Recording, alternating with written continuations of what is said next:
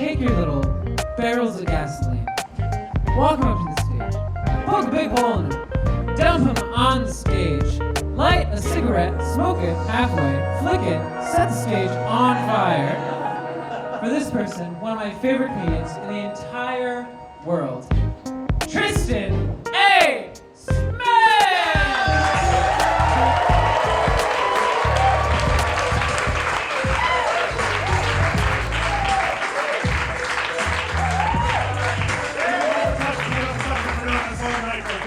Right now.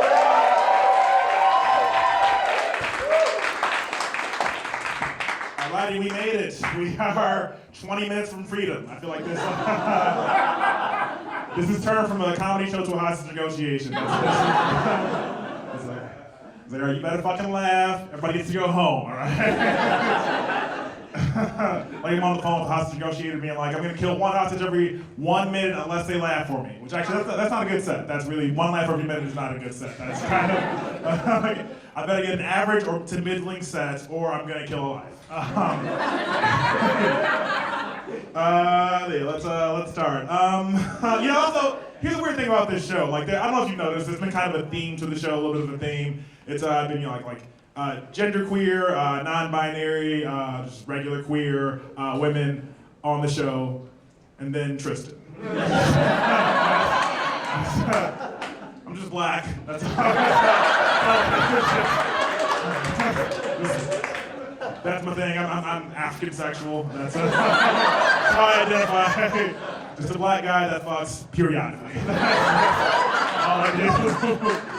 Not even that much, honestly. Like, I really don't fuck enough. You're gonna find out shortly.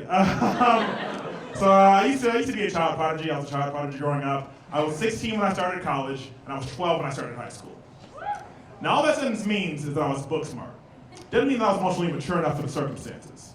I went to an all-boys Catholic high school on the south side of Chicago. Now, the thing about all-boys Catholic high schools on the south side of Chicago is that they're factories.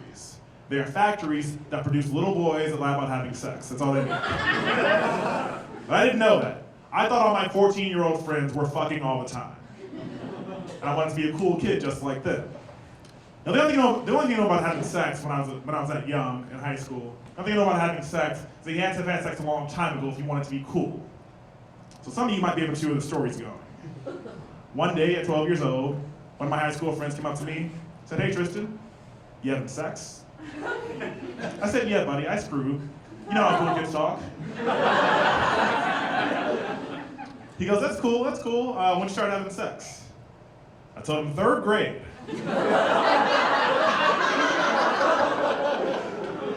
I thought that was the right answer. And for whatever reason, he didn't scrutinize that story, he didn't examine it, he didn't poke holes in it. I think he thought I got molested. He didn't dig that deeply into the story, so I was like, hell yes. Anytime somebody asks me when I had sex, I'll just say 3rd grade. I'm golden. And it worked until it didn't. It worked for about 2 weeks. 2 weeks later, a different friend from an entirely different friend group came up to me and said the same thing. Said, "Hey, Tristan, you having sex yet?" Looked him dead in his eyes. I said, "I fuck literally all the time." Because I was ready for it. I wanted him to ask me that question. He goes, calm down. He's like, all right, when you start having sex? I told him 3rd grade. He said, what? And that's when I realized 3rd grade is a terrible answer to give someone when you had sex. And all of a sudden, I had to think on my feet. I had to think of a convincing sort of way to explain myself out of the situation. So I told him, you misheard me. You misunderstood me. I didn't say 3rd grade. He goes, okay, fine. Tristan, when did you really start having sex? I told him 1st grade. I got more flustered. I never spoke to him again after that day. I faded out of his life. I don't go to high school reunions. I don't look him up on social media. Honestly, I hope he's dead. I don't want to deal with the social interaction of talking to a guy I lied about having 1st grade sex to. I'm sure his family loves him, but I need him off the earth. I think that's what will help me the most. But here's the thing, at the time I didn't realize where I messed up. Later on, some years later, I kind of figured it out. The reason I messed up is that I didn't know the cool age to have sex. I didn't understand the cool age to have sex. Later on, I found out, studies show, apparently, the cool age to have sex, 16 years old. Like, if you're like a 16-year-old boy, it's look cool to other 16-year-old boys that like you would seem cool to them. Can we agree on that? Even if that's not like a good age in real life, to look cool to other 16-year-old boys, 16 is a cool age to have sex. Can we kind of agree on that? Yeah. We can agree on that. Why wasn't 9 a little cooler? Like, I don't get it. Mathematically, it should have worked. I should have been the coolest kid in school. It's wrong. It's wrong. They didn't like me.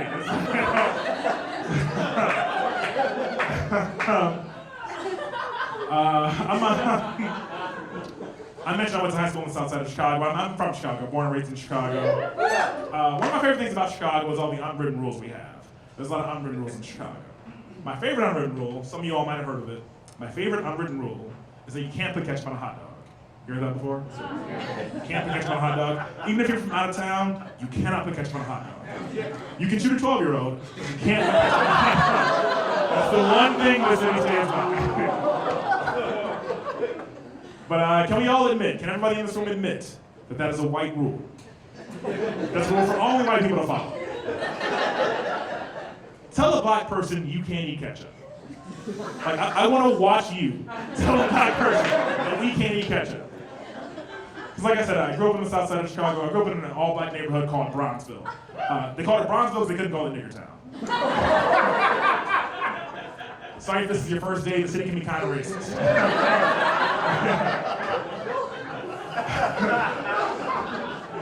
But I grew up in an area called Bronzeville, predominantly black neighborhood. And over the years, I've seen my neighborhood change quite a bit. When I grew up, when I was a little kid, it was an all-black neighborhood, all black businesses. But over the years, I've seen it get very gentrified. Now, all those black-owned businesses in my youth are white-owned spaces in my adulthood.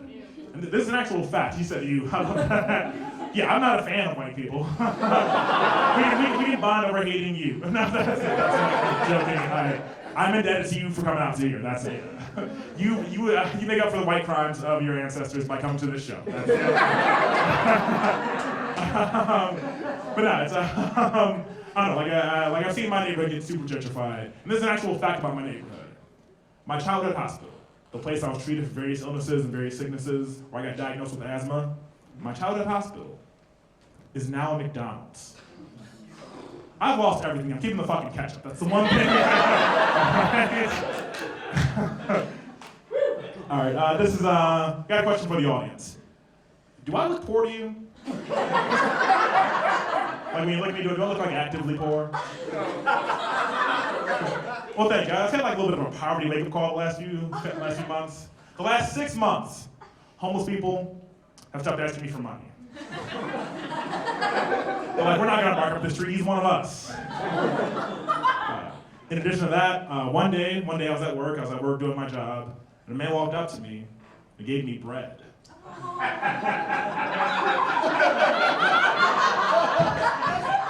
You know how poor you look for a motherfucker to give you bread?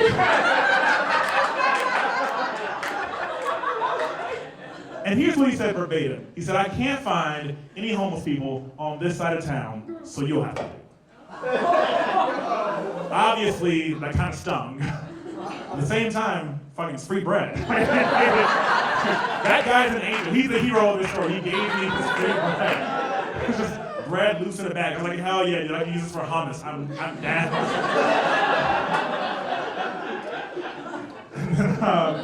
A little bit after that story, I went to a 7-Eleven. I went there to buy a pizza.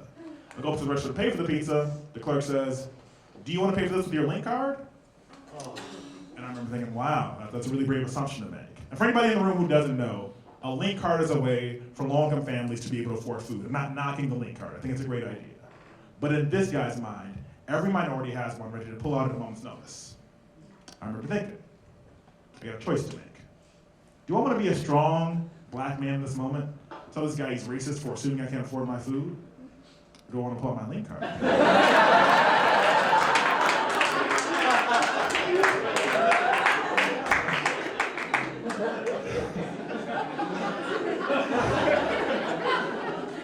But my real debate was between being a strong black man or swallowing my pride, so I could swallow some pizza. I chose the pizza. I chose the pizza over being black. I'm not proud of it, but that is the truth. And I sort of felt ashamed of it until I realized like pizza's been there for me in my times of need. You know, it's been there for me when I'm sad, when I'm lonely, when I'm tired, when I'm hungry. Being a black man has caused all those things to happen. Like don't get me wrong, like I love being black. It's cool or whatever. But I feel like being black's like the broccoli of races.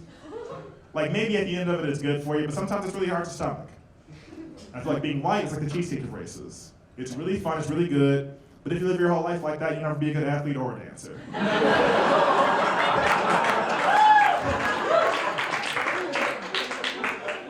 Okay. I got one more joke about white people. We'll see how you feel about it. And by one more, I mean like there might be a few. Anybody familiar with the Mandela effect? Anybody know what the Mandela effect is?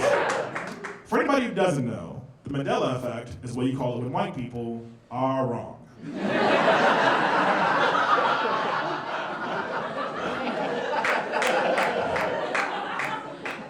Because instead of going, oops, I made a mistake, they instead say, well, actually, I'm a voyager from another dimension.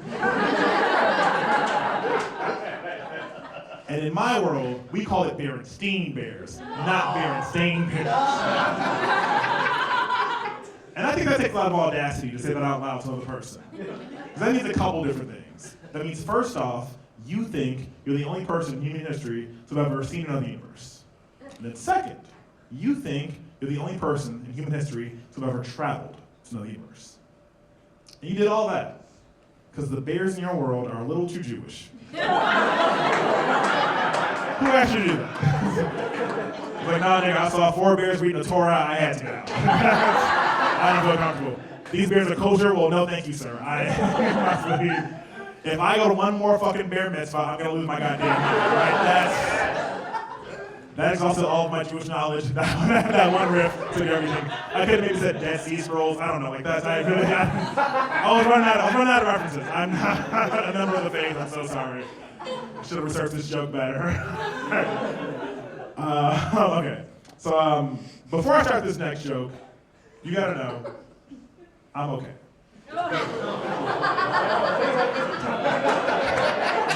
I'm doing okay. You ever tried to kill yourself? You ever tried to kill yourself and just wake up? And now you're late for work?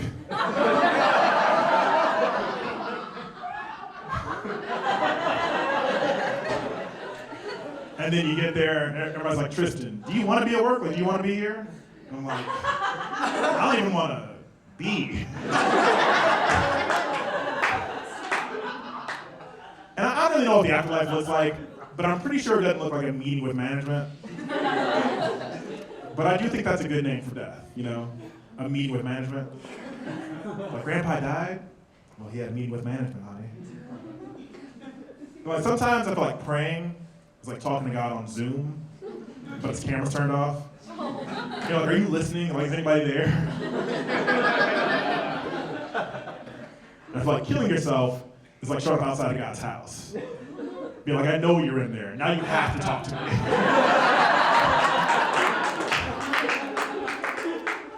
And whenever I do this joke, a lot of audiences get concerned for me. I get that. I'm on the north side of Chicago talking about suicide to a room full of mostly white people. I get why that looks troubling. But here's the thing. I think it's crazier not to think about suicide. Like, how do you not think about it? Your life is so good that you can't kill yourself. There's maybe 12 people on Earth that really needs a society to function, and 4 of them are the Obamas. You're not that special.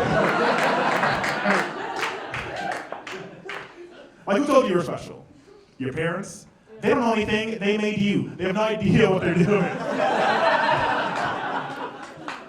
Like, Kurt Cobain killed himself. Robin Williams killed himself. And you think you're better than them? For real? Alright, we're gonna do a hard pivot out of that joke to this, to this next one. I don't get the movie Willy Wonka and the Chocolate Factory. The movie doesn't make any sense to me. It's a very weird movie after the first 5 minutes. The first 5 minutes kind of makes sense to me. Basically, the first 5 minutes are a movie about a guy who was CEO of a chocolate factory, decides to retire. I kind of get that. That makes sense. You spend your whole life doing one job. It's time to quit. Fine. I get that part of the story. Everything after that is a very weird movie. Because here's what he says to himself. He says, I'm the CEO of the Willy Wonka chocolate factory. I'm going to retire. I'm going to find a replacement CEO. He decides to do that. He decides to do that using a lottery system. Makes it a lottery only accessible to children. How do you think the vice president of the company felt upon hearing that news? Because I guarantee you that's got to be an Oompa Loompa named Stuart. Probably spent like 26 years with the company. Worked his way from the mailroom all the way to the VP's office. And I'm sure Stuart lost a lot along the way. Probably had a wife, probably had a son. One day they confront him and say, Stuart, we need you in this house. We don't want a part-time husband, a part-time father. We need you in this house. We don't want your money. We want you. We need you to make this family better with your presence. And Stuart looks at his wife, dead in her eyes. And he says, bitch, you don't understand. I'm trying to break this glass ceiling for Oompa Loompas everywhere. And his wife and his son, they leave him. But it's gonna get worse. As the person who made the joke, I know where it's going. But Stuart's wife and son, they leave him, but in Stuart's mind, it's okay. He's like, you know what? I'm gonna put my head down, I'm gonna keep working, and one day, I'm gonna become president of the Willy Wonka chocolate factory. So that's exactly what he does. He keeps working. And then one day, he hears rumors that Willy Wonka's leaving the factory. And then he gets a phone call from Willy Wonka's secretary, saying, Mr. Wonka would like to see you in his office now. He gets butterflies in his stomach. Because he knows today's the day. Today's the day he's gonna finally become CEO of the Willy Wonka chocolate factory. So he goes to Willy's office. Willy sits him down, says, Stuart, I'm sure you've heard the news. I'm on my way out. I found a replacement. And it's really cool 10-year-old I met today.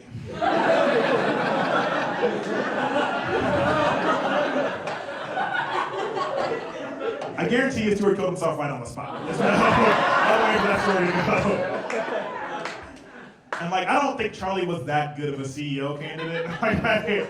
He was just the best 10-year-old out of the 6 other 10-year-olds. That's not that good of a CEO stage. I don't even know that he was the best. He was just the poorest out of those 6 kids. That's not a strong criteria. The movie ends on a high note for Charlie, but I don't think his life ends on a high note. I'm pretty sure he died of a cocaine overdose at age 25. Same way Justin Bieber's gonna go. You don't give poor kids that much money and expect it to be okay. He's definitely dead. I'm sorry you like Justin Bieber. Just tell him you love him so he knows it now before he's gone. Okay? I'm just telling you the truth. We've seen this a million times. Okay? You just found religion. No, there's something deeper going on. I don't like it.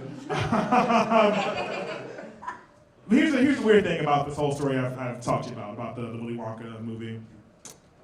Never once watched the film. Never once. I've dedicated, a quarter of my set to a film I've never watched. I put this joke together using context clues. I have no idea. I think I said this correct. I've dedicated, this is a special. I've dedicated to a movie I've never seen. I'm gonna do one last joke and get out of here. I hope you all like it. And if not, well, I've done them all enough. I'm fine.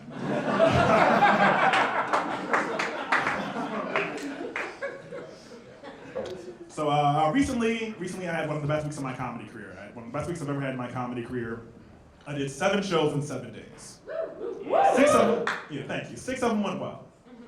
One of them went so poorly that members of the audience heckled me, and then threatened me, and then waited for me outside the venue to beat me up. And I had to be escorted to a car by security for my own safety. Does anybody want to hear the joke?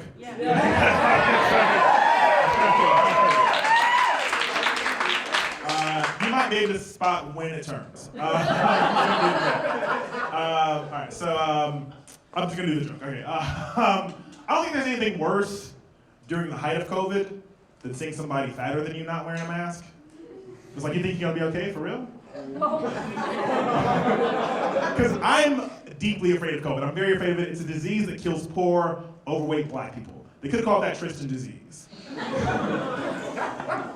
So because of that, I've changed my entire life. I've changed my entire outlook. I try to eat better. I exercise. I walk 6 miles a day. And because of that, I've lost quite a bit of weight over the last 2 years. I appreciate that. Thank you. Again, that's very kind. You might regret those claps in 1 minute. Because a weird thing I've noticed about myself is that as I've gotten better physically, I've become a worse person mentally. I have a lot of bad thoughts now. You know, one of my bad thoughts, part of me kind of wishes the lockdown lasted longer. Not to save lives, just, I kind of wish the lockdown lasted like 4 years. Because if I had 4 years of diet, 4 years of exercise, I would look fucking amazing at the end of it. And another thought that I had recently is, I don't know, there was kind of a scandal in the news a few months back. Some of you all might have heard it. The Chicago cops had a scandal. They have a lot of scandals, but this one you might remember. Chicago cops had a scandal where they shot a 12-year-old kid. It was a very sad story. The city had a protest about it, and I went to the protest. Then after the protest, there was a march. About halfway through the march, I started thinking, if we keep walking, I'm gonna hit my step goal for the day.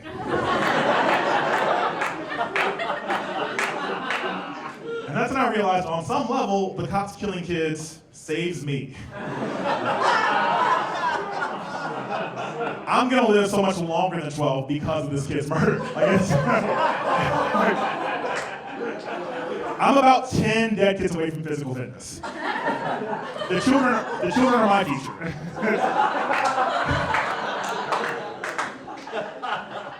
And I started thinking about things a little bit deeper, and I started to realize I think that's why Martin Luther King went on all those marches. Like, I'm sure he wanted civil rights, but he also wanted to look hot. Because if you really examine the situation, you examine who he was as a person, you realize Martin Luther King was a Southern black preacher. Now, I don't know if you've ever seen a Southern black preacher, but they are all over 300 pounds, except for him. I think somewhere in the back of his mind, he's going, you know what? The news is going to be there. The camera adds 15 pounds. Motherfucking justice takes away 20. I got to do this. Thank you very much. Give it up for Tots for hosting.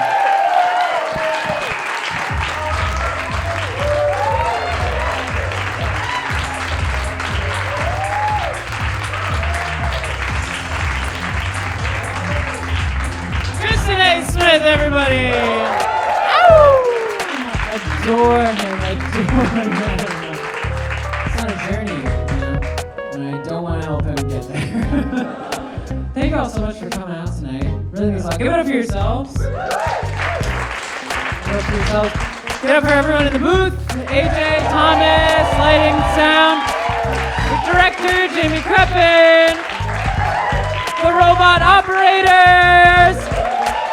Aaron Sawyer, the owner and executive producer of the show. And all of your acts tonight. Go out onto the bar, I beseech you, buy another round of drinks, celebrate yourselves, keep yourselves warm in this cold, cold weather. Tip your gosh darn bartenders. And stay safe out there, everybody. Much love, have a good night. This has been Busted Lens.